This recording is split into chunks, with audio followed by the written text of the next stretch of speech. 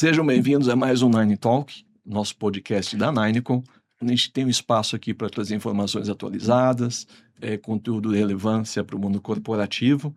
Já peço para que você se engaje aí junto conosco. A gente vai ter hoje um tema muito especial, por isso a gente tem convidados especiais, o Renato e o Nicolas, que é para falar sobre liderança em grandes projetos de transformação digital, que abrange não só tecnologia, abrange pessoas, governança, estratégia e processos. Vai ser um bate-papo aí muito enriquecedor, né, para que a gente possa trazer um pouquinho para vocês daquilo que é a realidade, daquilo que a gente vive já em vários projetos, quando a gente fala de transformação digital de grande porte e grande relevância. E para o dia de hoje, nossos convidados especiais, Renato Costa, CIO, CMO, responsável pela sustentabilidodade da Odontoprev, e o Nicolas Cerquetti, nosso diretor comercial da Ninecom.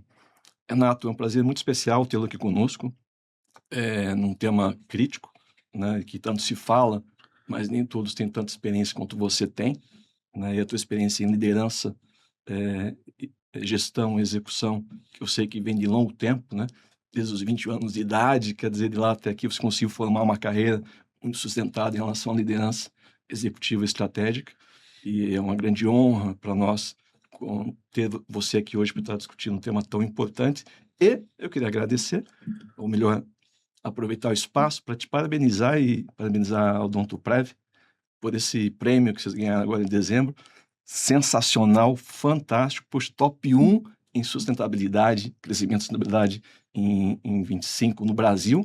E ainda mais surpreendente, que é top 19 no mundo, que a gente tem uma empresa brasileira entre as 19 empresas no mundo, né, top em sustentabilidade, algo muito gratificante. Parabéns. Eu que agradeço, obrigado pelo convite, um prazer estar aqui com vocês, representando o Odontoprev, conversando um pouco sobre vida, carreira, liderança, transformação digital, inovação e sustentabilidade, né? Se a gente puder fazer isso tudo de forma sustentável, acho que tem que ser o nosso foco. E realmente pra gente é um prazer fazer parte desse ranking também. É a segunda vez que o Odontoprev entra. São 500 empresas pelo mundo inteiro que são ranqueadas pela revista Time, né? No quesito crescimento sustentável. Melhor crescimento sustentável. Então, eu acho que por detrás disso tem uma mensagem importante, que não adianta só crescer. Você tem que crescer com responsabilidade socioambiental, com responsabilidade do ponto de vista de cuidar das pessoas, de cuidar da comunidade onde você está inserido. Então, a gente tinha ficado top 60, eu acho, da primeira vez. A gente subiu um pouco, top 20 dessa vez, sendo que a primeira empresa brasileira no ranking. Então, realmente... primeira empresa brasileira. Então, realmente é um prazer, uma honra pra gente. De novo, obrigado pelo convite. Acho que vai ser legal da gente trocar essa ideia aqui hoje. Bacana. E é interessante, né, Renato, falar, olha, não é só crescer, né? Algo que a Odontoprev tem feito, tem crescido. Poxa, 9 milhões, né, de beneficiários. É muita gente, né? 27 mil, né, prestadores de serviços aí credenciados. A Odontoprev toda é muito grande, né? E todas as mudanças sempre tem um impacto, tem que ser muito analisado o que se faz, né? Mas está entre os 19 no mundo, realmente é um orgulho, imagino, para vocês, né? Para todos nós aí também, como uma empresa brasileira, hein? Parabéns. E o Nicolas também vai nos ajudar aqui. Nicolas, quer comentar alguma coisa? Não, obrigado também pelo convite. E, Renato, eu acho que um ponto que fica, né, só disso que a gente falou até agora, é que é uma grande jornada de transformação, né? Porque levar a Odontoprev a essa posição requer, de fato, uma transformação, né, seguida. E não é somente na área de tecnologia, né, o marketing, é para a empresa toda, né? E conduzir essa jornada é um desafio, né? Porque você tem vários interesses, né? Eu digo uma frase sempre lá dentro que eu acredito muito, que é a melhor relação é aquela onde todo mundo ganha. Isso é uma coisa que é um valor muito, muito importante pra gente, né? Óbvio que a gente quer, e quando a gente ganhou o prêmio, o discurso foi exatamente esse. Claro que a gente quer ter mais cliente, a gente quer ter mais receita, quer ter mais lucro, quer trazer mais retorno pros acionistas, óbvio, isso é o objetivo. Eu trabalhei na Latam há alguns anos e o comandante Rolim tinha 7 mandamentos. E o primeiro mandamento era: nada substitui o lucro. Porque é o lucro que financia todo o resto. Sem dúvida, é uma empresa que não dá lucro, que não dá dinheiro, você não tem dinheiro para fazer todo o resto. Então, claro que a gente quer ter mais lucro e dar mais retorno para os acionistas. Só que para a gente nada disso faz sentido se a gente não trouxer também um impacto para a sociedade. Né? Nosso negócio é um negócio de saúde. Então é muito importante para a gente que esse compromisso nosso socioambiental, porque não é só social, né? Ele tem também um pedaço de você cuidar do planeta e ter um planeta no futuro, né? Isso para a gente é importante. Então isso tem que estar refletido nas nossas ações. Então, se você cresce de forma sustentável e consegue também trazer essas ações que vão mostrar para a sociedade que você está preocupado, né, com a sustentabilidade do negócio e do ecossistema, acho que fica um negócio muito mais bonito e um valor que pra gente é muito importante. Todo mundo sente que tá ganhando, né? É fantástico, é um valor de atração, né? Porque hoje as pessoas, elas querem um propósito, né, também, né? Então, toda empresa que cresce, que é líder, né, no segmento, que inova e tem um atrativo importante, que é a responsabilidade, que é o papel da empresa na sociedade, que é muito difícil, né, Renato? Porque o que você falou, né? O acionista, ele quer o resultado, ele quer o lucro. Então, ele vive ali alguns dilemas, né? Que a liderança que está lá no dia a dia, como é o teu caso, tem que estar lidando com isso. Tem algumas pesquisas que demonstram já que no Brasil 60% dos consumidores eles estão dispostos a pagar mais caro para uma empresa que eles entendem que é uma empresa responsável do ponto de vista de cuidado do meio ambiente, com ações sociais, com diversidade. Então, é o que você está falando, as pessoas hoje elas têm interesse no propósito, não é só no produto. O produto, no final das contas, claro que difere um pouquinho de marca para marca, mas tem coisa que você vai no fast food A, no fast food B, vai mudar a cor da embalagem. O label, né? Pô, vou comprar o chocolate A ou o chocolate B. Muda muito pouco, né? No final das contas, se você consegue pegar um produto que é um produto já de excelência e colocar um propósito por detrás, talvez seja aí que você consegue fidelizar seu cliente, se conectar melhor com ele, conversar com ele numa linguagem que ele entende. Bacana. Então, pode ser uma estratégia de negócio também. E que é outro pilar, né? Importante. Sustentabilidade não pode ser um tema espiritual, místico dentro da empresa. Unicamente, né? Não pode ser. Tem que ser um negócio que faz parte do negócio e que, de alguma forma, faz a empresa ter uma vantagem competitiva. Acho que é aí que você consegue colocar sustentabilidade no DNA da empresa. Eu acho que esse é o segredo e o desafio, né, Renato? Alcançar isso como um meio estratégico também de diferenciar. Mas aproveitando aqui o nosso tema principal, que é as grandes transformações tecnológicas ou de estratégia, né? Uma primeira pergunta que eu queria te fazer, eu acho que você tem muita experiência sobre isso, porque você viveu muito tempo a visão do usuário, né? De quem está no outro lado usando a tecnologia, e eu acho que isso faz total diferença. A gente vive hoje, Renato, existem muitos projetos no mercado, vários projetos, e como todo tema, a gente acaba chamando tudo de transformação digital, né? Nós mesmos, a gente tem hoje mais de 5.000 iniciativas e projetos, e algumas são de grandes transformações digitais, como tivemos nosso projeto junto com a Odonto, mas algumas, às vezes, não são exatamente uma transformação digital, porque muda muito pouco a realidade de quem está na ponta. E isso não tem a ver com o tamanho do projeto. A gente tem grandes projetos de atualização tecnológica puramente, mas não estão mudando muito a realidade aí de quem está usando. Então, pela tua experiência, assim, na tua visão, né, Renato, para você, né, qual que é a diferença entre eu ter uma atualização de sistema e, de fato, um projeto de transformação digital? Boa pergunta. Para mim, a mudança central, ela está em como você entrega a solução para o cliente final, né? Para mim, se você pega um sistema que está na versão 7 e bota na versão 9, 10, isso não muda nada na minha vida e muitas vezes é um dinheiro jogado fora, né? Mas a pergunta que a gente sempre faz é: qual que é o problema do negócio que você está resolvendo?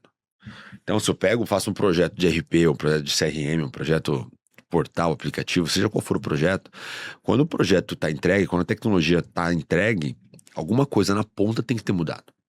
O usuário final, ele precisa sentir uma mudança importante, né? E tem que ser uma mudança para melhor. Positiva, sim. Porque às vezes a mudança acontece e ela não é para melhor, né? Então o cliente, ele consegue fazer um reembolso de forma mais rápida, sem fricção. Ele consegue pedir uma carteirinha, pedir um boleto, pagar uma conta mais fácil, né? O dentista consegue atender mais rápido. O sistema está mais estável. Então tudo isso tem que funcionar melhor.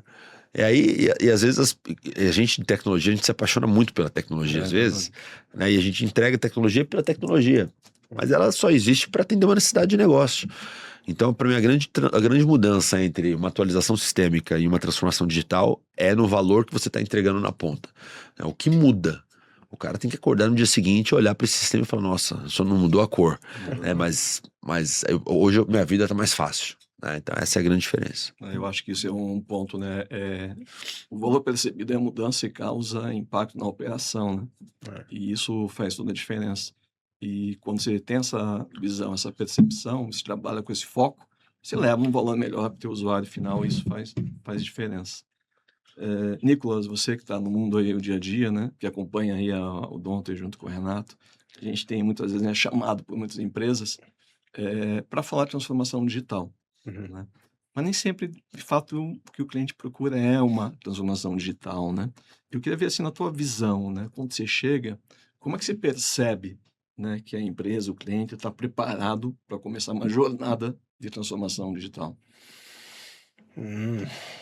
Olha, até fazendo memória, né, com o pessoal, o que mais caracteriza todos é aquele desconforto do momento atual, né? Porque a gente chega, a gente encontra diferentes footprints de clientes ao longo da jornada, mas todos têm em comum esse desconforto, né? Assim, olha, eu preciso sair isso aqui que eu tenho hoje, não me deixa chegar lá na frente, não me deixa entregar pro meu usuário lá na ponta, pro meu cliente lá na ponta, aquilo que eu preciso, até pro meu negócio crescer, né? Então, acho que a primeira coisa de cara é sentir esse desconforto verdadeiro, né? Porque isso motiva todo mundo, não é só uma coisa que uma área colocou no orçamento e tá puxando, não, isso ajuda a empresa a se mexer, né? E quando você tem um problema, uma dor, ela permeia, né? Sim. Pelas diferentes áreas. Então, acho que isso é uma das coisas que faz a diferença para mapear o cliente. E segundo, eu acredito também que é o momento da empresa, né? Ou seja, o desconforto é aparente, mas também você chega em empresas que acabaram de ser compradas, empresas que acabaram de sair no IPO, entender esse momento, né? E aonde que essa transformação que você está colocando vai chegar até naquilo que o Renato falou, né? Impacto ao usuário final, também é um bom termômetro para a gente. Legal, Nicolas, você usou um termo que eu gosto, né, que é o desconforto, né? Eu vejo que se não fosse o desconforto, a gente estava ainda na idade da pedra, né? O desconforto que faz com que a gente mude, evolua, vá para frente e tenha alguma iniciativa. É isso Muito aí. bacana. Tem um ponto aqui também, Renato, que, como você comentou, né, eu tenho que levar uma mudança para quem está na ponta, né? E no caso de vocês é um pouco mais complexo, porque a ponta tem tanto o cliente, que é o beneficiário, quanto o prestador de serviço, né? Isso está muito ligado, né? E eu tenho que pensar nas duas pontas, porque não adianta eu tenho que ter um equilíbrio, né? Imagino eu, né, Renato, das duas coisas. Mas às vezes a gente confunde um pouco, né, o que a gente chama de digitalização com transformação digital, porque a gente bate muito em digitalização. Vocês mesmos fizeram vários projetos de digitalizar, né? Mas na tua visão, a digitalização por si só, ela é uma transformação digital? Não, acho que não, mas é um começo, né? E aí eu acho que também aí tem um pulo do gato interessante, que é nem tudo você precisa fazer uma transformação digital também. Tem coisa que é só digitalizar, né? Então você tem um processo, às vezes, que é um processo muito simples, que é um processo muito básico, que é um processo que é muito transacional, e que você não precisa fazer uma grande... Nossa, vou criar um super app para atender esse processo. Você não precisa. Dá para fazer as coisas de forma inteligente. E a gente adora fazer o que tá na moda, né? É verdade. Na moda Então, trend, né? por exemplo, agora todo mundo tá vendo essa onda. Todo mundo quer botar IA em tudo. Tem coisa que não precisa de IA. Tem coisa que IA não atende. Tem coisa que vai ser um dinheiro jogado fora, né? Então, acho que essa sabedoria também... Eu lembro que quando começou a onda do cloud, né? 2013, 14, que o negócio começou a ficar mais quente, né? Eu trabalhava numa grande empresa, trabalhava na Eletropaulo na época, no Grupo AS. E aí comecei a ser pressionado, tem que ir pra nuvem. Cadê a estratégia de nuvem? Quero ver a estratégia de nuvem. Eu era gerente de infra na época. E aí eu sentei com o meu time e falei, gente, olha só, vamos dar uma olhada aqui a nossa arquitetura e tal. E eu olhei tudo que a gente tinha 5, 6 sistemas satelitais naquele momento que fazia sentido ir pra nuvem. Aí levei e mostrei a estratégia pra diretoria. Os caras queriam me matar. Como assim? Tá todo mundo indo pra nuvem, só a gente vai ficar pra trás, que absurdo. Eu falei, mas beleza, por que você quer ir pra nuvem? Apertei pro meu chefe. Por quê? Não, porque, pô, é a tecnologia do futuro. Tá? Dá aquela Não, gaguejada. beleza, mas o que vai mudar? O que vai melhorar pra gente? Falei, olha, nuvem tem um aspecto muito importante que é da escalabilidade, de você conseguir pegar um negócio que é transacional, que tem um volume muda muito rápido e você conseguir escalar sem ter que comprar um servidor e instalar, né? Da disponibilidade, se você tem algum tipo de problema de disponibilidade, né? E de você ter uma diversidade de tecnologia mais fácil, mais disponível. Então, só tem um serviço nosso, que era o serviço de URA, né, quando muita gente ficava sem energia. Então, todo mundo ligava ao mesmo tempo pro call center, e aí tinha uma conexão com o SAP, e aí, invariavelmente, começava a dar erro porque não suportava. Imagina, no dia a dia, 20 mil pessoas ligam ao mesmo tempo. Quando ficava todo mundo sem energia, chegava 1 milhão de ligações. Como que você escala isso em 5 minutos? Não consegue. Com nuvem você consegue. Então eu falei, nesse serviço faz todo sentido. Porque eu não vou pagar para deixar sei lá, 10 servidores lá esperando o dia de chuva. Mas se eu tenho a nuvem, eu consigo escalar mais rápido. Eu falei, agora pro resto da nossa operação, não faz sentido. Bacana. Aí beleza, aí brigamos lá, beleza, aprovaram a estratégia lá. 5 anos depois, 5. 5 anos depois, quando eu tava saindo, a gente ficou sabendo que o nosso concorrente tava voltando da nuvem. Caramba. Porque ele tinha ido e tinha dobrado o custo dele de infra. Tem muita empresa Sem fazendo benefício. isso, né? Aí o cara me chamou e falou assim, pô, você tinha razão, né? Não precisava levar tudo mesmo, ainda bem que a gente não foi. Você vê. Então, eu acho que a diferença de digitalização e transformação digital tá aí. A digitalização é você fazer o processo mais digital possível com a tecnologia mais disponível. A transformação digital é você pegar a sua arquitetura e você fazer um programa de evolução tecnológica a longo prazo. Legal, né? E acho que cada uma tem a sua aplicabilidade. Tem coisa que você não precisa fazer um mega programa de transformação digital, né? Automação de um processo, você limpar um processo que às vezes ele tem muita fricção, isso já atende. E aí que você consegue tirar o melhor da tecnologia com um investimento menor. Né? Sem ter que investir em tudo, botar a última tecnologia em tudo, Bacana né? isso. Sendo que às vezes não precisa. Aí, às vezes, tem um momento, né, para fazer isso, né? Mas tocou um ponto importante ali, que é o modismo, né? Às vezes, né, a gente vai muito no modismo e, às vezes, o alto executivo, o conselho, como IA, né? Eu quero IA, quero IA. E aí, eu acho que esse ponto, Renato, precisa ter muita maturidade do executivo em defender isso, né? Porque, às vezes, se você não tem essa capacidade de defesa, você acaba sendo influenciado, tomando decisão, mas nem é exatamente a decisão que você acredita. É muito né? mais fácil seguir a onda. Sem dúvida. Você, né, Todo mundo fazendo. todo mundo fazendo qualquer coisa, eu tô... É mais né? difícil você falar, não vou fazer. Sem dúvida. Eu acho que esse é um desafio executivo, né? Eu ter maturidade e capacidade de defender, cara, o que é melhor para a organização? Né? A gente vive isso o tempo todo. Às vezes tem razão, tem coisas que são, não vou nem dizer simples, né? Mas não são tão transformacionais do ponto de vista de projeto, mas assim como resultado, né? Você vai colocando um pouco aqui, um pouco ali, um pouco lá, isso, a soma disso já representa mudança para quem usa aí teu serviço. Mas sem dúvida, acho que é um desafio em saber, e aí uma pergunta, né, Renato? A gente vive modismo o tempo todo, né, em tecnologia. Tecnologia vive muito modismo. Você vai ver vários modismos em tecnologia, em marketing, em outras áreas, né? Mas a tua visão, assim, né, como medir isso, né? Puxa, como eu saber se está no momento de embarcar naquilo ou ainda no momento de dar uma esperada? O que vocês sugerem, Renato? Eu acho que depende da ambição do negócio no momento, né? Tem hora que a gente tem que arriscar. Tem hora que você precisa de uma solução, seja de negócio ou de tecnologia, e aí você tem que ser um early adopter, né? E early adopter é ótimo, porque se der certo, dá muito certo. Tá muito certo. Né? Mas agora, se der errado, você fica meio que sozinho. Então, eu acho que tem um aspecto importante, que é de você entender também o seu momento de maturidade. E a decisão, ela passa muito por isso. Você tá precisando, o negócio está precisando de uma novidade, você precisa arriscar, aparecer uma tecnologia, ela não está madura ainda, mas você sabe, se você conseguir fazer funcionar, você vai ter uma vantagem competitiva muito grande. Por outro lado, acho que tem um pouco do que o Nicolas falou, do momento da empresa. Tem momento que a empresa não pode arriscar. A empresa está passando por um turnaround.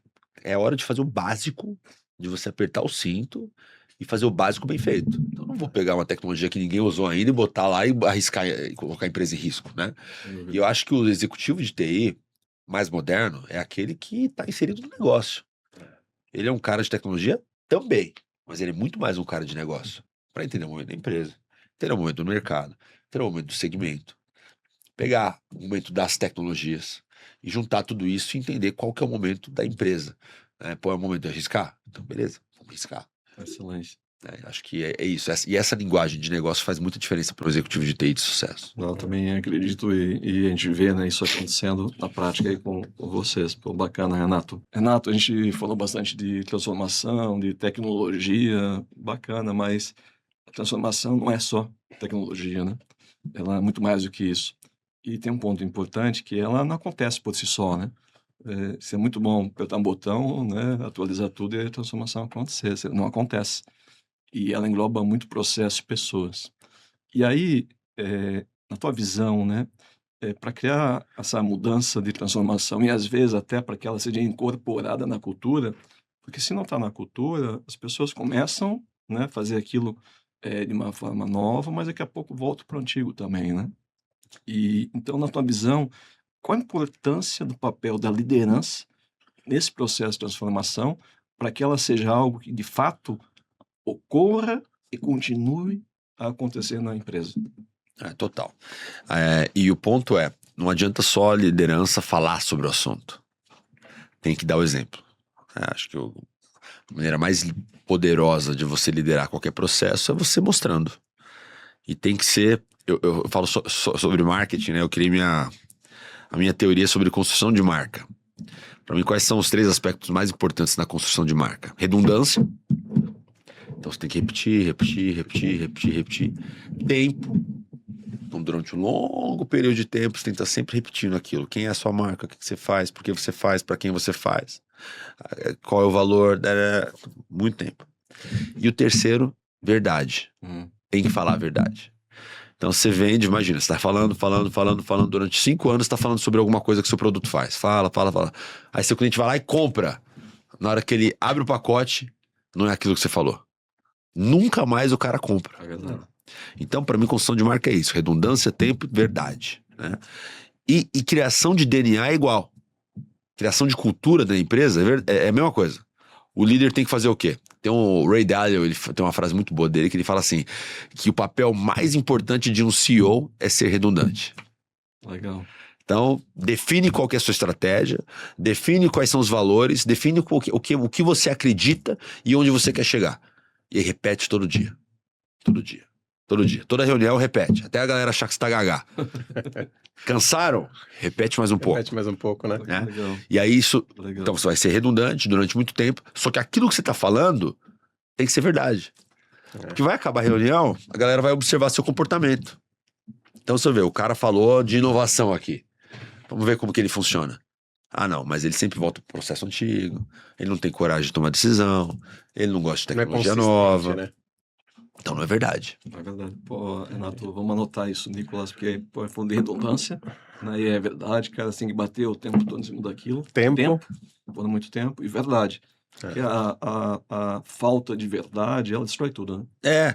Então, porque aí a pessoa vai observar seu comportamento. Se não for verdade, ela fala, show, então o cara tá só da boca pra fora, tudo bem. Então ele faz de conta que tá pedindo, eu faço de conta que vou fazer e tá tudo certo. Né? Então a verdade é fundamental. E pra mim é isso, como é que você cria um DNA, uma cultura de transformação digital?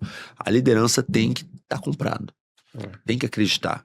Tem que ser verdade pra mim e eu tenho que dar o exemplo. Eu tenho que mostrar que eu tô skin in the game, que eu tô acreditando de fato, que eu tô totalmente comprometido com isso, que isso faz... Por exemplo, eu bato muito na tecla do meu time de meta, né? Eu falo muito de meta. De ter metas agressivas, de ter metas mais ousadas, da gente se desafiar mais. Né? Não criar aquela meta que já tá feita. Eu vou criar essa meta porque eu sei que eu consigo bater. Não, isso é uma boa meta, né? E o meu bônus vem do resultado da meta dos meus colaboradores, do meu time. Então, se for mal, meu bônus piora. Mas quando eu bato nisso, eles percebem que eu tô falando sério, que não é da boca pra fora. Que eu tô totalmente comprometido, eu sou afetado. Mas o mais importante pra mim da gente ter um impacto no negócio do que eu ter um resultado bonitinho na minha meta. Né? Então, quando você traz esse tipo de demonstração que é real pra você, isso é muito impactante. E aí você começa a criar uma cultura. Cultura faz o ambiente onde você tá, né? Assim, de fato, quando ela tá impressa, você percebe isso nos atos das pessoas. Né? A minha esposa gosta muito de falar que você sente ela no ar. né? Ela traz essa percepção, e eu acho que, pegando o projeto, nas pessoas, durante o projeto, e o nosso projeto foi extenso, né? Foi um desafio grande. Você via nas pessoas, de fato, a cultura e a liderança envolvida no meio, né? Porque uma coisa que a gente vê muitas vezes é, olha, tá o projeto aqui, vai lá, pessoal, toca. Outra coisa cara, vamos lá, chama aqui os stakeholders, traz eles para a mesa, né? E isso se imprime no ar, né? Na atitude das pessoas, né? Mas é interessante De isso, fato. Nicolas. Eu participei de um projeto há muito tempo atrás, né? Bastante tempo atrás. Entrega a idade não, hein? E a gente não tinha engajamento da alta liderança, né? Deve ser o usuário falar assim, eu sou um Don Quixote, né? Sou um Don Quixote aqui, porque eu tenho que tocar as coisas sozinho, porque, né, a organização não me dá o tempo, a prioridade, e eu sou cobrado por isso. Mas por quê? Porque a liderança não dava exemplo, né? E nesse caso, né, nós fala, né, redundância, tempo, tem que ter muita persistência, né, do líder. Cara, eu tenho que persistir. A gente vive isso na prática, na Heineken, né? A gente tem vários valores, e a gente olha para o mercado às vezes, a gente fala, pô, o meu concorrente está fazendo isso, cara, não vai perdurar, não vai dar certo. Eu vou sofrer por 1, 2 anos, talvez, até o mercado perceber que aquele não é o caminho, mas o meu valor é tão forte que eu vou continuar persistente, redundante, né? Porque eu tenho uma verdade que eu acredito que eu quero perseguir. Aí tem duas pegadinhas, né? A primeira, sobre o nosso projeto longo, né? Aí o desafio é o seguinte: dentro de uma mesma empresa, você tem várias culturas diferentes. Tem também. E aí que eu acho que é o desafio, porque você tem várias áreas trabalhando num projeto e muitas vezes as culturas são diferentes, os valores são diferentes entre as áreas, né? Sim. E talvez aí que seja o grande desafio de uma empresa, de você conseguir ter uma cultura Única, né? tão forte que ela se sobrepõe à cultura das áreas. Pessoas, né? Então isso é complexo. É complexo e às vezes, não sei se é nessa visão, Renato, às vezes são tão isoladas que são até conflitantes. É, Né? E claro. é problema nisso. Então, aí eu sempre brinco, né? Quando minha maneira de liderança e tudo mais era um pouco diferente do usual, né? E é bem diferente da cultura que eu encontrei quando cheguei na Odontoprev, né? Era uma cultura mais conservadora, mais formal. A empresa tinha um lastro, assim, de formalidade, muito forte, cultura muito forte de relacionamento. E eu sou um pouco diferente. Só que você, às vezes, precisa criar uma cultura da sua área para você ajudar a mudar a cultura da empresa. Às vezes não dá, tá? Às vezes você não consegue.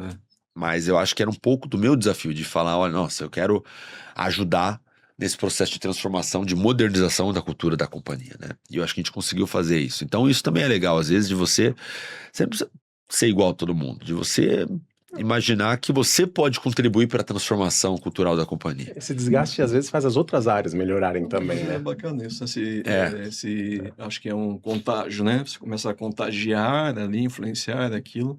É como se fosse uma semente, né, Renato? Você plantou a semente na TI e aquilo começa... Porque a armadilha que existe é da gente usar a cultura da empresa como desculpa para as coisas não acontecerem. Para ser do jeito que é. Ah, não, mas olha aqui é muito burocrático. Não, mas aqui é muito lento. É assim que a gente faz. Aqui não dá. Com essas pessoas, com esse tipo de... Ah, não, aqui vai tentar fazer alguma coisa. Aqui não funciona. Então você pega a cultura da empresa e você usa como desculpa, como muleta para você não andar. Para sua área não andar. Não, eu não faço porque aqui não dá, né? Olha só. Para lidar com esse tipo de gente, lidar com essa área de negócio. A área de negócio não entende. Então, eu acho que... E aí as pessoas sempre me perguntam isso, né? Pô, mas nossa, o seu jeito, você tinha que trabalhar no Mercado Livre. Você tinha que trabalhar na Amazon. Porque você... Falei, beleza, mas se eu tivesse, né, numa empresa que talvez seja um pouco mais parecida com o meu estilo, eu seria mais um. Mais um, né? Onde eu tô, eu posso contribuir para a transformação da cultura. Que a cultura futura de onde eu tô não vai ser o Renato.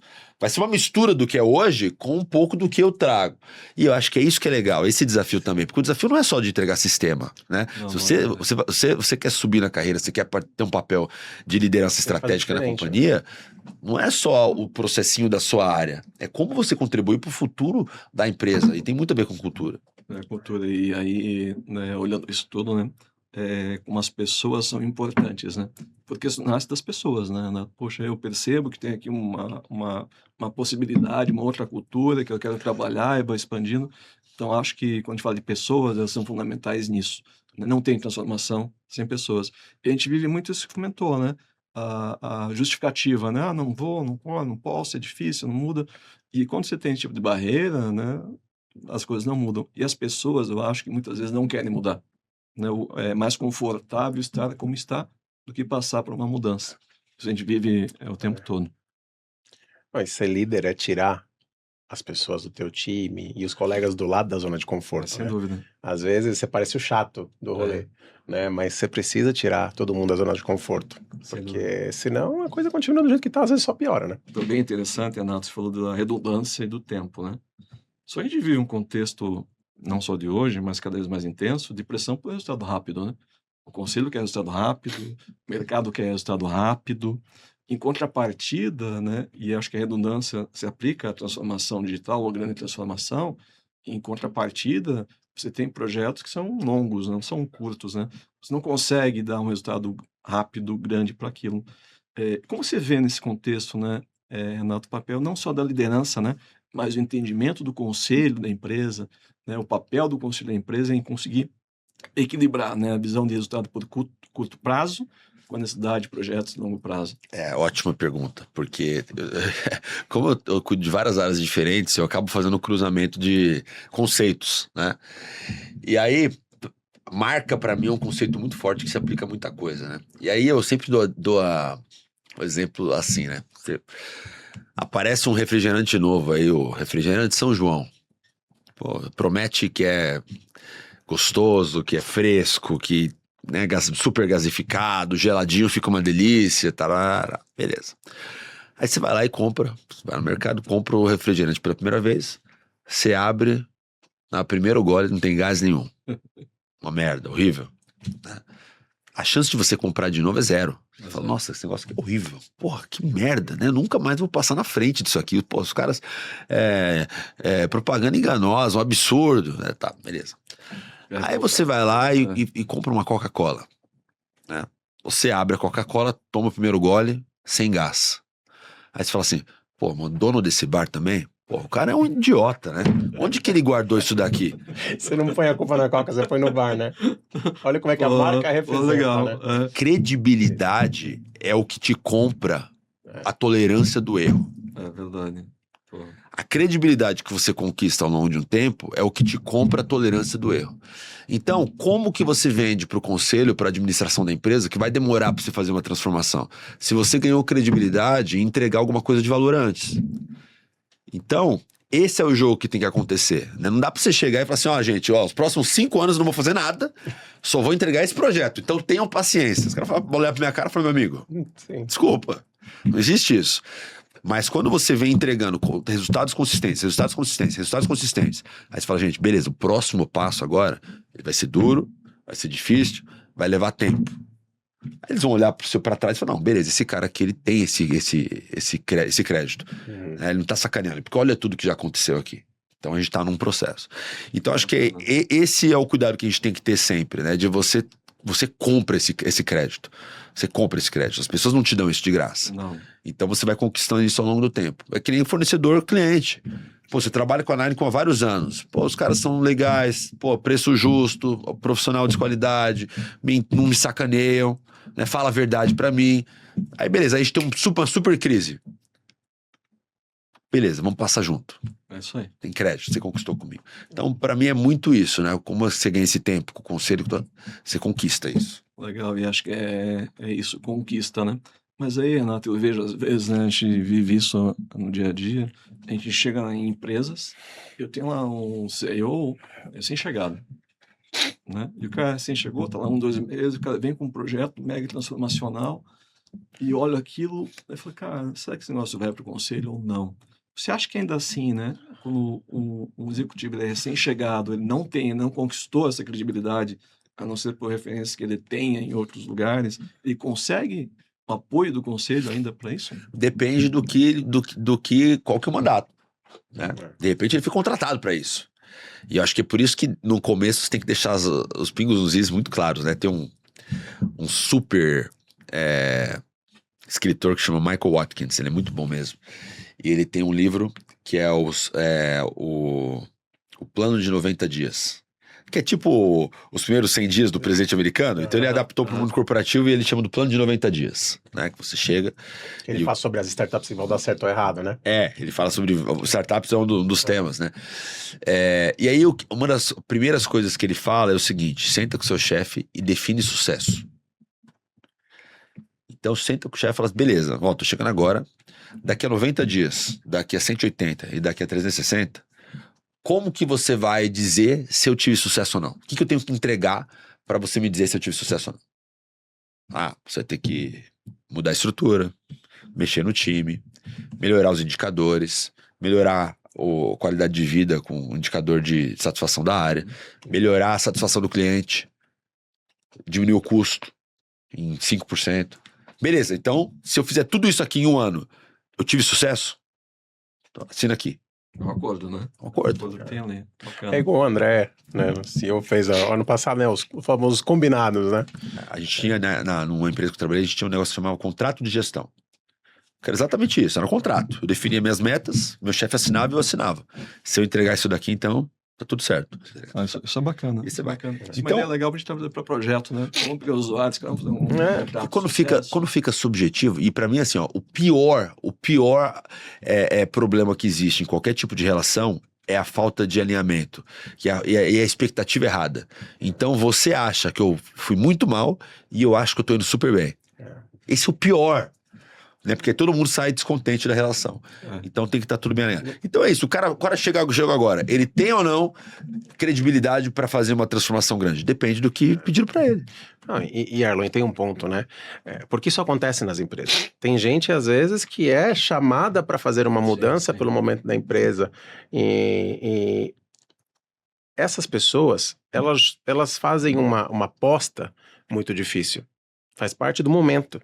Né? Isso, às vezes, a empresa faz uma aposta também muito difícil. É verdade. Porque isso pode dar muito certo, pode dar muito errado, e a repercussão disso, ela vai grande. Então, também, essas grandes transformações, para quem não tem histórico, né, elas são um momento de risco muito forte. E aquilo que vocês comentaram, mas às vezes o momento exige isso. Né? Mas não tem pra onde correr, né? É crucial, né, o processo da empresa. Exato. Nesse contexto de conselho, né, Renato, quer dizer, às vezes a gente olha para o conselho de administração, a gente vê um conselho como um aprovador de orçamento. Acho que mais por aí, né? Porque se não tiver orçamento, não faço nada, né? É muito difícil. Mas a tua visão, né? O papel do conselho, né? Ele se limita a isso ou ele pode ser um agente que potencialize, né? Que catalise a transformação? Não, ele tem que ser. Né? Acho que tem que ser. O papel é aconselhar. E os conselhos mais... trazem maior impacto são os conselhos que conseguem ter esse papel de ajudar a olhar para o futuro. O papel do conselho não é administrar. O papel dos administradores é administrar. Então não é aquele conselho que fica olhando o indicador do dia a dia. Qual foi o PDD ontem? Não. Isso não é. Quanto vendeu ontem? Não é esse o papel do conselho. É da administração. O papel do conselho é olhar a longo prazo. Onde a gente quer chegar? E mostra para mim quais são os sinais de que vocês estão no caminho. E ajudar a corrigir rota. Acho que é isso. E aí, beleza, claro. Quanto que a gente precisa de dinheiro para isso? Aí o orçamento, ele é um meio, ele não é o fim. Eu vejo muita empresa que a estratégia é o orçamento, e não pode. Não pode. O orçamento é ferramenta, né? Tem até um movimento, né, que estão até falando bastante disso nos Estados Unidos, de mudar um pouco esse modelo de demonstração de resultado, porque a empresa de capital aberto tem que demonstrar cada trimestre. E, cara, se você trabalha de trimestre a trimestre, você nunca olha a longo prazo. Né? Então tem um movimento nos Estados Unidos de mudar para de cada 6 meses, que eu acho super, super positivo. É bom, né? Porque senão vira igual o governo de 4 em 4 anos, né? Começa projeto e não termina. Então você está sempre preocupado com o trimestre em vez de pensar a longo prazo. Você está mais preocupado com a próxima reunião de resultado, que é em 3 meses, e que resultado se deu, e às vezes, na natureza humana, você acaba focando em resolver alguma coisa que talvez tivesse mais tempo. É isso. Essa visão é interessante, Renato, porque aí realmente, né, você tem no conselho de administração alguém que vai te ajudar pela experiência a ver, cara, a gente está no caminho certo, né? É o momento de fazer isso, a gente está com os pilares estabelecidos para isso. Sim. E às vezes quem está de fora, querendo não, ele contribui com aquilo que a gente pode estar deixando aí alguma lacuna não percebida. Não só o conselho tem maturidade, mas o executivo tem maturidade de levar isso para o conselho conseguir essa contribuição, né? Mais processos de transformação digital, quando são longos principalmente, né? eles têm que ser acompanhados por um processo de governança, né? Porque as empresas mudam, né? O tempo todo. As empresas estão mudando, está com um processo de transformação, do outro lado o mercado mudando, né? Qual seria esse papel, como fazer essa governança em projetos aí de médio e longo prazo? Essa é uma pergunta boa, porque as pessoas mudam, né? E aí, se você não tem os seus conceitos do porquê que você está fazendo o que está fazendo bem ancorado, você perde visibilidade. E eu vejo muito esse erro, que os projetos ou os programas, eles ficam muito personificados. Então, por que a gente está fazendo esse projeto de RP? Ah, não, porque o CIO pediu. Aí o cara sai. Acabou. O projeto começa a travar. Aí no meio do projeto alguém pergunta assim, mas por que a gente tá fazendo essa merda? Ah, não, mas o cara podia pedir, mas o cara já foi embora. E aí? Fica. Então, se você não tem... Tem até que para, né? E aí você pega o Claro, dinheiro... muita gente... Quantos projetos já vi parar? Porque o cara que pediu pra fazer saiu. Peraí, mas era pro cara ou era pra empresa? Então, eu acho que a melhor maneira... Tem que ter governança. Tem que ter governança, né? Tem que ter uma área de planejamento estratégico junto com a área de PMO fazendo isso. É muito importante. Mas eu acho que o segredo tá no business case. Tudo nasce, né? No porquê que a gente tá fazendo isso. Legal. Por que eu vou investir esse dinheiro? Qual que é o retorno que eu espero? O que vai mudar na vida do cliente? O que vai mudar no resultado da empresa? O que vai mudar no dia a dia da operação da tecnologia? O que o mundo está fazendo? Qual que é a tendência tecnológica para isso? O que eu estou perdendo hoje em ter essa tecnologia antiga? Qual que é o meu risco operacional? Qual que é a vulnerabilidade de cyber que eu tenho, porque eu tenho esse negócio obsoleto aqui dentro de casa? E essa história tem que estar muito bem contada. Bacana, Renato, porque aí, né, isso está na semente do projeto, né, lá no início, todo o business case. Mas às vezes pode ser que quem fez isso soubesse, mas as pessoas acham que o projeto é dele e ele não soube vender, né? E qual a importância de liderança em fazer isso, né? Não, é o que a gente estava falando no começo, é total. É total. O papel da liderança é simples, você tem que fazer as pessoas acreditarem na visão. Não adianta você fazer na forçação. A pessoa tem que acordar de manhã e acreditar na visão do porquê que ela está fazendo aquilo. Não é um projeto do Renato, é um projeto para a empresa. E aí vem aquela questão da redundância, né? É Porque, isso. assim, é uma coisa que eu vejo lá na ponta, né? Acompanhando os projetos do dia a dia, aonde o projeto acabar. Vou falar morre porque seria muito extremo, mas que quebra muito as pernas de todo o projeto é não ter a redundância de que essa comunicação permeia até lá na ponta. Fica muitas vezes lá na liderança e a comunicação não desce. Né? É assim... E tem um segredo aí que tem um detalhe importante. Não adianta você chegar pro time lá operacional, pro cara que fica lá imputando nota o dia inteiro no RP e falar assim, ó, vamos mudar o RP porque o acionista vai olhar e vai valorizar a empresa 5% na bolsa. E eu com isso, né? Vai sensibilizar quanto, cara? Não vai. O cara só quer saber o seguinte, eu tenho que botar 1000 notas por dia no sistema. Eu vou fazer 1200 ou 800? É isso. Eu demoro 2 minutos cada nota. Vai ser 3 ou vai ser 1 minuto só? É isso aí. Então, esse é um erro que acontece. Que você fala um negócio assim tão transcendental que não é palpável pro cara da ponta. Não, palpável não tem que ter uma relacionado curadoria na com mensagem. aquilo que- Tem que ser o so what pra mim. o que impacta ele, O que né? muda na Que é o minha vida. motivador dele, né? E aí ele vai comprar. E aí você não precisa mais ficar empurrando. Que ele vai falar, nossa, eu preciso disso porque eu não aguento mais ficar botando nota todo Eu dia. vou te falar que a grande maioria não faz. Hein? Não A faz. grande maioria não Porque faz. é difícil, é difícil. É difícil mesmo. E porque você tem que saber também, né? O que impacta as pessoas, quais são os motivadores das pessoas, né? Tem muito de gestão aí de pessoas. Isso é um ponto importante, né? Você falou, permear, né? Comunicação permear, tudo permear. E eu queria te fazer uma pergunta que é a seguinte, né?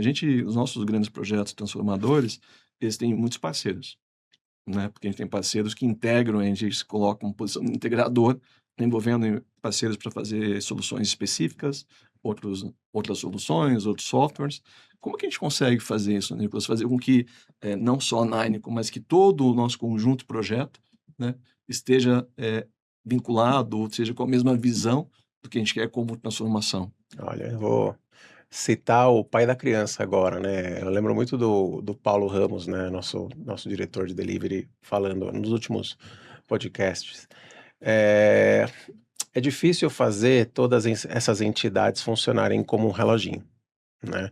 Mas na visão dele, o segredo estava em manter uma constância e uma comunicação eficiente, elevar o problema quando ele acontece e alinhar as expectativas logo de começo, né? Porque depois, quando está todo mundo entendendo a situação real onde aquilo tá, a coisa começa a andar de forma organizada. Você começa todo mundo a dançar ao uníssono, né?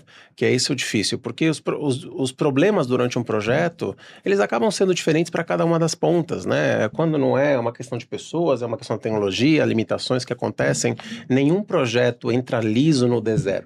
Isso a gente sabe, né? E a gente vive disso, né? A gente preza por projetos de qualidade. Então, se essa é uma máxima, a gente tem que prezar para que o número de problemas sejam os menores. Sem E isso dúvida. precisa de comunicação. Nas palavras do Paulo, que A faz isso melhor que comunicação, ninguém. e vou até pegar embalo aqui no que o Renato comentou, né? Acho que são os acordos de sucesso, né? É. Porque a gente tem ali o cliente, no caso da Odonto, tem a Nine, tem os parceiros. Cara, o sucesso é o mesmo para todo mundo, né? Se todos não tiverem sucesso, não tem um. Se não tiver um sucesso ganha-ganha só, para né? todo mundo, não adianta. É que eu digo que eu chamo muito de cumplicidade, né, cara? A gente tem que ser cúmplice. Tem momentos bons e momentos ruins, né, Renato? Isso comentou antes, em momento de crise, quanto que a gente está disposto, né, e está ali disponível para estar junto, porque nós somos cúmplices, né, num projeto, num empreendimento transformacional. Ô, Renato, a gente falando aqui de transformação e tal, e eu percebi que a gente falou muitas vezes de pessoas, né? E a gente acaba, né, vai para direita, para esquerda e cai em pessoas. Você acha que o fator humano ele é o maior risco em um projeto de transformação digital? Na verdade, acho que o fator humano é o maior risco em qualquer projeto, em qualquer cenário, né? Você olha, por exemplo, todos os indicadores de cyber, 80%, 90% de todos os ataques, eles começam de dentro para fora, né? Com uma falha humana, né, uma exposição a risco dentro da companhia. Então, você fazer as pessoas acreditarem, eu acho que ainda é o grande papel do líder, que é um papel ainda que não é delegável. Não dá pra você falar, não dá pra botar IA pra fazer, e não tem uma receita de bolo, porque acho que o Nicolas falou isso mais cedo, né? Cada pessoa é uma pessoa diferente, cada pessoa tem motivações diferentes, tem interesses diferentes. Então, one size does not fit all. Não dá, um tamanho não serve para todo mundo. E eu acho que o grande líder é aquele líder que tem saco, paciência para entender cada um, a motivação de cada um e trazer o projeto de tal forma que seja palatável para cada pessoa de forma diferente. Dá trabalho. Isso é desafiador, né? Dá trabalho, mas eu acho que esse é o papel. Verdade. Né? No final das contas, é você pegar o seu time, né, que nem técnico de futebol, e tirar o melhor de cada pessoa. E para tirar o melhor de cada pessoa, você tem que botar a pessoa na posição que ela vai jogar melhor, você tem que motivar ela, você tem que treinar direitinho, você tem que falar o que você espera, você tem que cobrar. Tem que tempo para ela, né? É isso. Isso é um desafio. E esse é o trabalho, né? Acho que você simplificar o trabalho de gestão, você tá fracassando naquilo que é mais importante, que é cuidar das pessoas. Teoricamente, esse é o papel mais importante do líder. Sem dúvida. Então, acho que esse é o fator. Se você gastar tempo nisso e tiver paciência para entender, aí a chance de você ter um time de alta performance é muito maior. Sem dúvida. E aí, pegando um pouco disso, Renato, e toda a tua experiência que a gente viveu juntos também, né? Para quem está nos ouvindo, né? Que está começando um processo de transformação digital, na tua visão, né? 3 conselhos, olha, não cometa esse erro aqui, independente, né? Mas 3 fatores importantes para ele, não dizer cometer erro, né? Que ele deve perseguir para ter uma transformação de sucesso. Primeiro, né? Acho que é um compilado de várias coisas que a gente já falou aqui, né? Primeiro, metas bem definidas. Então, o porquê você está fazendo isso tem que ficar muito claro. Esse, para mim, é o grande erro que acontece, né? Você chega no meio do projeto e você fala assim, mas por que... Vai ter problema. Óbvio que vai ter problema. E se você chegar no meio do projeto e você não lembrar o que motivou o começo, fica muito frágil. Fica muito frágil para todo mundo. Então, acho que deixar sempre muito claro quais são as metas, por que a gente está fazendo, onde a gente quer chegar, como vai ser a vida quando a gente chegar lá, como que é a Terra Prometida, o que tem lá. Né? Você lembra que antes do povo lá do Israel chegar na Terra Prometida, eles foram lá, espiaram, né? E quando Josué e Caleb voltaram, eu até sou religioso, mas acho que a história é muito boa, independente de qualquer coisa. Eles voltam e falam assim, olha... E o povo andando no deserto lá há 40 anos. O povo não aguentava mais andar no deserto, né? É pouco tempo, né? 40 anos. Pô, vamos desistir, vamos ficar aqui mesmo, né? Parece o Everest, né? Por favor, anda. Aí falou, pô, a gente não aguenta mais. Aí foram lá dar uma espiada na Terra Prometida. Aí eles voltaram e falaram assim, cara... Eu ia falar que eu já conheci esse filme. Eles falaram assim, cara... O cacho de uva lá é do tamanho de uma pessoa. Precisa de 2 homens, é verdade, história real. Precisa de 2 pessoas para carregar um cacho de uva. Aí você traz a pessoa de volta. Pô, eu lembrei por que eu tô andando. Eu lembrei porque eu quero entrar lá. né? Então eu acho que é muito isso, de estar muito palpável para todo mundo o porquê que a gente está fazendo o que a gente está fazendo. Se você não tem isso claro, quando você começa a andar em círculo, você desiste, né? Você abandona o projeto. Esse é o primeiro. O segundo, eu acho também que é lideranças muito fortes e muito engajadas. Não dá para minimizar no meio do projeto de você ter lideranças que se desestimulam ou desistem, né? Então a gente tinha o papel do ADA lá, que era um papel que durante todo o projeto foi a viga firme, né? O pilar daquilo. Foi a pedra fundamental, né? Que durante todo o projeto, nos altos e baixos, nas dificuldades, ele tem sempre ali fazendo papel de mediação com o negócio, mediando com vocês. O ADA trazia todo mundo para a base. Essa é a grande coisa que eu me lembro, assim. Tava todo mundo espalhado, o ADA falava, não, vem cá, ó, o caminho é aqui. E não dá para ter 10 desses. Não. Tem que ser 1 ou 2. Poucos, né? Então acho que você ter esse papel de liderança está muito forte. E o terceiro ponto que também que não dá para não ter é o apoio da administração. Do conselho, da administração e tal. Porque você vai ter momentos difíceis. E se você não tem esse apoio, aí desmorona. E... O castelo se destrói rápido, né? Então acho que é muito importante. É bacana isso, porque tem um ponto que você falou, né? A gente sabe que num projeto desses, né? Nem tudo vai ser maravilhas, né? E quando a gente está num processo comercial, a gente antecipa, a gente é transparente, Renato, com isso. Olha, a gente vai ter dificuldades, não tem como não ter, né? A gente vai ter momentos que a gente vai ter que estar ali, voltar a pensar, estar juntos, superar desafios. Os desafios vão ser muitos durante o projeto. Então, a gente é muito transparente para que não criar uma falsa expectativa, quando você falou de sucesso, vai ser tudo perfeitamente bom. Não vai, cara. Tem dia que o usuário vai estar com dor de estômago, tem dia que o filho do consultor vai ter problema. Então, a gente tem que estar muito unido, muito claro que é um processo, que é uma jornada, que tem obstáculos, desafios, né? Mas é o que você falou que é importante, cara, mas o cacho-d'uva tá lá, ó. Né? E às vezes um erro que eu vejo também, o cara coloca a cacho-d'uva no começo, depois ninguém mais fala nisso, né? Esquece isso, né? É isso. Então, quando se falou, né, de recorrência, acho que tem um pouco disso, cara, vamos lembrar do cacho-d'uva, vamos lembrar do cacho-d'uva. O tempo inteiro. Tem que ser né, nosso alvo final, e acho que isso é super, super importante. E eu vou falar, eu lembro uma coisa muito clara sobre o projeto em toda sua extensão, né? Quando eu estava desenhando o que ia ser o projeto, junto com o time, a gente pensou num projeto de adoção, né? A gente pensou num projeto onde a gente ia pegar os processos e as funcionalidades nativas da ferramenta e iria repautar como o OdontoPrev fazia as coisas, né? Só que a gente teve que fazer uma mudança importante no meio do caminho, que foi dizer assim, não, peraí, eu preciso garantir que eu entrego para o meu cliente o trabalho da melhor qualidade. E isso disse com que, não é o sistema que vai dizer como eu trabalho, senão a Odonto vai olhar para aquilo, vai pegar as melhores funções e vai construir um sistema, um processo que vai atender melhor o cliente. E isso foi transcendental, né? Sim. Pra gente mudar. E se não tivesse essa tecla, né? Se não tivesse o ADA lá e o time fazendo toda essa construção, é uma mudança muito grande para qualquer projeto. Você muda a pauta essencial daquilo que você está fazendo.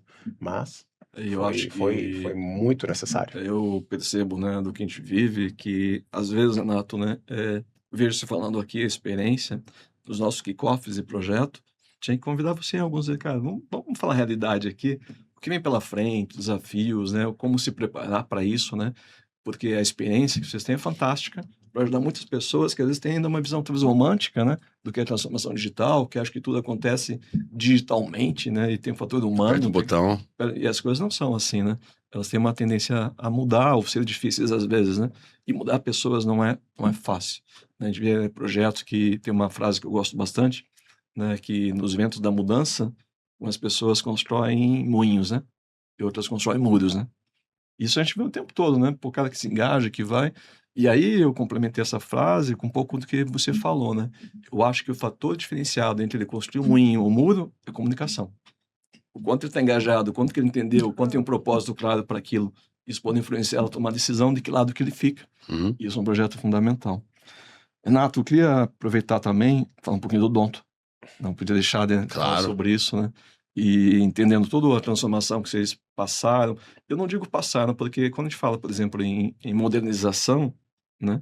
Modernização é uma coisa que é o tempo todo, né? Sim. Que o nosso mundo é estático, o tempo todo o mundo está mudando, né? Às vezes a percepção de valor do teu beneficiário, a percepção de valor do teu prestador de serviço, ela também vai mudando.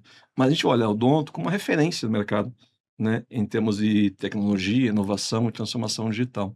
Quando você olha para o setor de saúde, né, mais especificamente o setor são líderes, que é o setor odontológico, né, como é que você vê que o mercado está se posicionando em relação à importância, né, da TI, da IA, da transformação digital, enfim, Tecnologia, né? dos elementos da tecnologia para a mudança do negócio deles?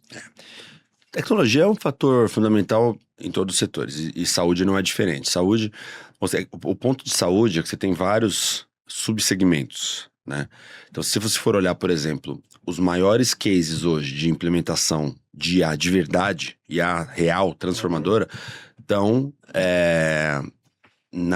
dentro do segmento de saúde, mas quando você olha em ciências humanas, falando de genética, falando de Mexe de alta complexidade, biomedicina, tudo isso, exatamente, né? Então já tem muita aplicabilidade. Quando você olha no customer facing, a operação mais dia a dia, né? Hospital, plano, ainda está começando.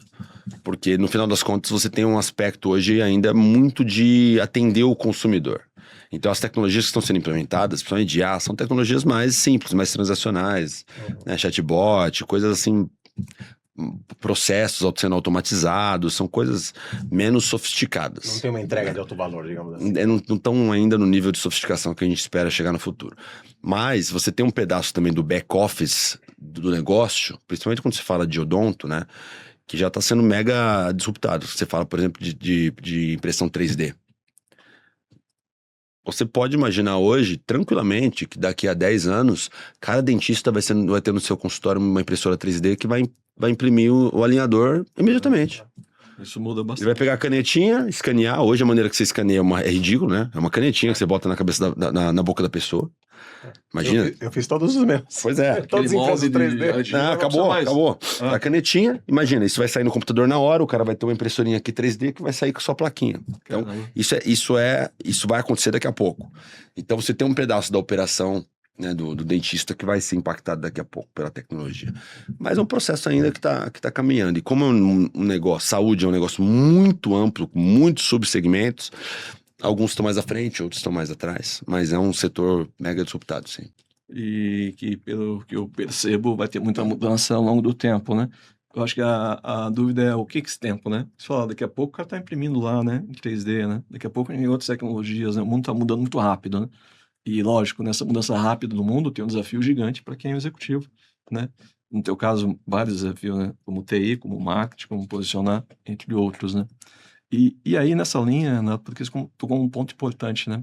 A tecnologia, ela é transformadora em todos os negócios, né? Você tem a tecnologia da TI, mas tem o marketing, que você também atua, né? Na tua visão, como fazer com que essa visão das áreas, né, da importância delas terem a tecnologia como uma ferramenta de apoio e não como um complicador, né, pode ser endereçada? Eu digo o seguinte, que até é meio polêmico isso, né? Mas eu falo assim, que as novas startups daqui a 5 anos, elas vão ter uma área só, que vai ser tecnologia. Vai ser a única área da empresa. E aí dentro da área de tecnologia vai ter um cara de RH, um cara do financeiro, um cara de compras, que vai ser para automatizar e cuidar dos agentes e escrever processo, né? Mas as empresas que vão estar na frente vão ser as empresas que vão entender que tecnologia não é mais meio. Né? Que tecnologia vai ser vai ser o negócio. Tem que ser o negócio. E eu acho que é isso. As áreas de negócio que ainda ficarem nessa, eu preciso de um sistema, porque não quero fazer no Excel. Isso não pode ser mais o nosso motivador. Né?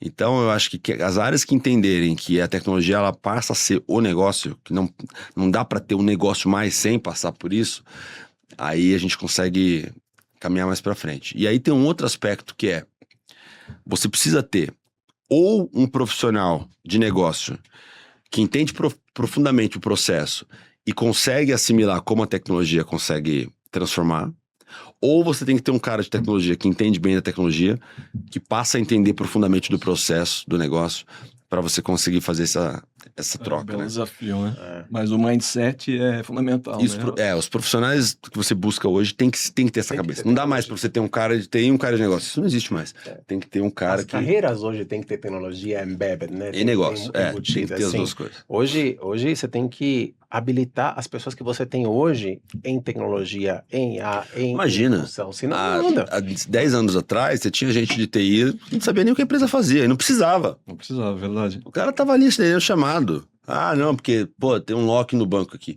Mas que banco? Ah, o banco aqui da O que o empresa. banco faz? O que tem nesse banco? Ah, dados. Pra ele é E suficiente. atende qual sistema? Ah, sei lá, o sistema. E tudo bem, porque era um negócio tão descolado, né, que tava tudo bem. É um cara de telecom, ah, não, caiu o link. Que link? Ah, o link lá do escritório. Que escritório? faz, O que né? faz aquele É. escritório? Não importava. Hoje isso não existe mais. E o negócio também. Ah, onde que tá isso? Ah, você abriu o chamado, mas o chamado, sei lá, na TI tá vendo.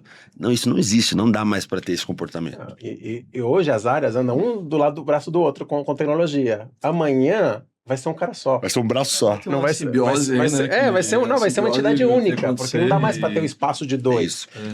Não dá mais tempo de Não que dá os mais dois se tempo. conversem. Isso, exatamente. Entendeu? Tem que já Exatamente. fluir. Mas é desafiador ao mesmo tempo. Não é, Porque lógico. Esse mindset ainda tem que ser criado, né? Muita Imagina a gente revisão nessa- estrutural de você incluir esse know-how dentro de todas as áreas de negócio. Entendeu? As empresas, e é triste às vezes dizer, que vão começar a mudar, né, o seu headcount nesse contexto. Né? É uma transição que precisa acontecer. Aí rápida, né? Porque tudo ficou Sim. espantado, cara, com a velocidade das coisas, tudo você abre negócio e vê coisas acontecendo, mudando. E é até difícil, né? Estar atualizado com tudo o que Sim, acontece. com Tem que ter um certeza. staff ali que te permita Claro. fazer isso. Renato, a gente falou bastante sobre transformação, acho que tem bastante experiência, como eu te falei. Dá vontade de pegar para os novos projetos e ó, vamos convidar Não, aqui para dar um Eu vou incluir. spoiler, né? Eu Spoiler cobro barato, que- viu? Não é isso que cobro eu ia caro, falar. não. Vou incluir spoiler. custo de palestra. Não cobro, lá no- não cobro caro, não. Mas eu vou fazer uma última pergunta para você, mudando um pouco tua visão, porque a gente falou muito na tua posição aqui, né, do CIO aí, e tem muito assunto, a gente pode fazer um dia só para falar de CMO, um dia de... Mas enfim. E aí se mudar um pouco tua posição, né? Pô, Renato, se você estiver sentado na cadeira do conselho de administração, né, não como um participante defendendo, mas como alguém olhando, né, para aquilo que está acontecendo, para aquilo que está sendo proposto, o que você, como conselheiro, utilizaria como critério para aprovar, para definir um projeto para aquela organização? Não, é impacto. Impacto. Para mim, não dá tempo mais da gente fazer projetos de tecnologia só pela tecnologia. Né? Então, para mim, é qual que é o impacto que gera, em quanto tempo, qual que é a complexidade, qual que é o risco. Esse tem que ser o papo no conselho. Não tem outra coisa para você levar. Ah, pessoal, vamos fazer aqui uma mudança de sistema. Pra quê? Não, porque esse sistema tá velho. Tá velho, mas tá funcionando? Tá trazendo algum risco pra empresa? Não, então não precisa mudar. É isso aí. Não tem que mudar porque tá velho, porque tá obsoleto. Porque... Isso não existe mais, né? Antes a gente fazia muito programa estruturante de TI. Por obsolescência só. Obsolescência, ou porque mudou, né? O dono da plataforma não quer mais dar suporte. Não existe. O papo com o conselho tem que ser impacto pro negócio. O que vai mudar amanhã? Para o cliente, para o fornecedor, para a pessoa que está vendendo, com relação ao concorrente. Esse é o papo. E por isso que assim, os profissionais de TI hoje mais modernos são a galera que está com isso na cabeça o tempo inteiro. Isso, a ação da empresa vai valorizar, Isso o aí. resultado melhora, lucro aumenta, diminui custo, vende mais, melhora a satisfação do cliente. Essa tem que ser a linguagem. E aí o executivo ele não pode estar na TI, ele tem que estar na empresa. Ele tem Negócio. Que ter negócio, o Negócio. business, o que move, Negócio. que ele e o mercado, né? É isso. Na verdade, não é que ele não pode ir na TI. A TI tem que estar no negócio. É. A TI tem que ser área de negócio. Não pode mais ser área de suporte, área de apoio. Isso não existe. Essa é uma TI que fica num plano secundário, né? Reativa, né? Só que hoje eu acho que não tem mais espaço para isso, né? Você comentou daqui a pouco, a TI é um negócio. Faz parte do negócio. E se ela for reativa, não vai participar desse processo. Isso coloca em risco a própria organização, Isso né? aplica para todas as áreas, né? Até alguns anos atrás eu estava escutando, fugiu o nome agora, mas era o presidente da Zara Internacional, a marca, né? Que é a Inditex, maiores empresas de varejo do mundo. E uma coisa que a gente nem esperava, ele falou assim, não, aqui o RH ele está na loja, ele está lá na ponta. Eu não preciso de um RH aqui dentro de casa. Uma coisa que a gente esperava. Então a tecnologia já está indo nesse modelo, o RH já foi. É isso aí. Né? As áreas precisam estar no negócio. Eu falo assim que a TI, desde que eu vou fazer 20 anos de carreira esse ano, novembro desse ano. E desde que eu entrei, para mim a TI passou por 3 eras. Quando eu entrei no mercado, em 2006, a TI, eu chamo que a TI estava na era da helper. Que era uma ajudante. Ela ficava ali esperando o negócio pedir para ajudar em alguma coisa. Reativa. Exato. É back office. Então era helper. Ficava ali, chegou o chamado, deixa eu ver. Ela ajudava, voltava Se possível, não me diga. voltava pro porão, né? Se possível, não me liga. Aí passou o tempo, começo dos anos 2010, 2012, aí veio uma nova fase que era a TI enabler. Então a TI ela já habilitava o negócio. O negócio não precisava, ela ia aqui, olhava junto, desenhava um processo, implementava uma tecnologia, habilitava uma tecnologia nova, empurrava o negócio um pouquinho para frente. E aí 2020 para cá, agora a TI para mim é driver. Ela dirige o negócio, ela puxa o negócio. As melhores áreas de tecnologia, elas são protagonistas. Ela não precisa do negócio vir aqui me dizer o que precisa. Eu chego no negócio e falo assim, a gente vai botar isso aqui para vender mais. Uhum. Essa é a TI que a gente precisa ser. Essa é a TI que toda empresa precisa. Renato, e agora pegando esse gancho, assim, uma das atribuições que você está agora é com produto, né? E isso acaba falando mais do que nada dessa frente que você está comentando. Como é que você vê essa questão do produto já alinhado? Acho que acaba que é uma sinergia, eu acho que escala, né? Sim. Que quando você permite que tanto tecnologia quanto marketing, né, estejam do lado de produto, você acaba matando a necessidade de dizer assim, cara, eu sei o que o produto precisa para crescer. Exato. Né? Agora, esse meu menino, como é que você vê isso? Não, acho que é exatamente isso, né? A gente, historicamente, e todas as empresas passam por isso. As empresas, elas têm a tendência de criar o produto de dentro para fora. Então é o seguinte, o que eu acho que o meu cliente quer? Aí você vai lá, desenha um produto e tenta empurrar. Que é a maneira mais estúpida de fazer produto. Porque, na verdade, é o seguinte, o mercado já tem uma demanda silenciosa. O consumidor já quer alguma coisa. Sim. Não é muito mais fácil você, aí com a sua área de marketing, né? Você vai lá, ouve o consumidor, você ouve o desejo do mercado, e aí você traz para dentro e você cria o produto de fora para fora. Baseado nesse desejo que existe, nessa demanda que já existe. Muito mais inteligente. Em vez de eu tentar empurrar a goela abaixo o que eu quero, eu ouço o que o cara quer e entrego para ele o que ele quer. Né? Então, eu acho que essa combinação que a gente fez de ter todas essas áreas na mesma estrutura, o nosso sonho é esse. É da área de marketing trazer os insights, a gente ouvir essa demanda que o mercado tem, a área de produto desenhar, a área de TI, CX, inovação, testar. O e-commerce fica com a gente também. Então, usar o e-commerce como laboratório, testar, e aí deu certo, escala, não deu certo, pivota, deu muito errado, cancela, né? E ter essa esteira acontecendo desde o que o consumidor está falando até o lançamento do produto. Então esse é o nosso sonho. Fantástico isso, né, Renato? Você já criando uma simbiose daquilo que a gente falou até agora, né? E aí que você falou, a TI tem que ser protagonista. Eu acho que a terceira fase, né? Pode ser uma quarta ou quinta, né? Mas a terceira fase é da TI como protagonista, que é uma coisa que a gente defende também, né? Cara, eu tenho que transformar o negócio, tenho que trazer resultado, tenho que trazer valor, né? E tem que engajar todo mundo. Mas se eu não for protagonista nisso, de alguma forma, e esse papel da liderança, né, Renato? De a liderança puxar esse protagonismo, não tem como fazer se eu não conhecer muito bem o negócio, isso não acontece. Então eu vejo que hoje um papel desafiador, nem todos têm a maturidade e a preparação para fazer isso, mas eu entendo que é o caminho, né, para quem quer ter de fato sucesso em um processo de transformação. Isso aí. Pô, Renato, né, Nicolas, a gente tem um bate-papo muito legal, muita informação, né, mesmo para mim aqui processando tudo que a gente conversou e discutiu, né, bem interessante. Eu acho que no fundo o que a gente conclui, o que eu posso concluir é que a transformação digital não é tecnologia, né, pessoas, liderança, comunicação e coragem, né, Renato? Porque você tem que ter coragem de assumir um papel desse de protagonismo. Sem o protagonismo, à frente disso, nada acontece. E como a gente fala de pessoas, tem que ter pessoas puxando isso, liderando isso. Então, acho que o resumo para quem está aí tentando entrar na iniciativa, no meio dela, e se não for ou não ter feito isso, é repensar o caminho que ela está seguindo. Então, bacana, assim, acho que um papo muito rico, né? Renato, vai ser um prazer te receber em outras conversas sobre marketing, sobre produtos, sobre sustentabilidade, que é um tema que a gente está muito engajado também, mas eu vou te convidar ainda para alguns clientes de grande porte, cara, vamos trazer alguém que passou por isso, vamos discutir um pouquinho ali o roteiro de fato que vai acontecer. Acho que aquela questão que a gente falou do acordo, né, que a gente faz, mas às vezes assim, Renato, você fala e as pessoas não acreditam, né?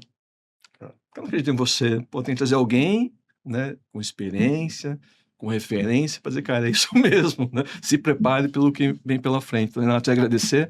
Eu sei como é complicada a tua agenda aí, com tantos papéis, né? Mas muito obrigado, acho que foi muito enriquecedor e muito rico o nosso bate-papo hoje.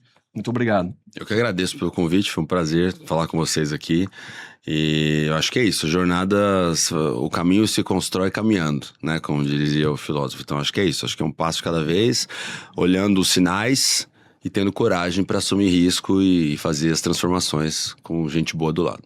Coragem, gente boa do lado. Nicolas, obrigado também aí pela tua participação junto conosco. Sei que você vive isso o dia todo, né? Porque o dia todo o pessoal está nos procurando para falar de transformação e a gente tem sido muito transparente nisso. Cara, a transformação é uma jornada.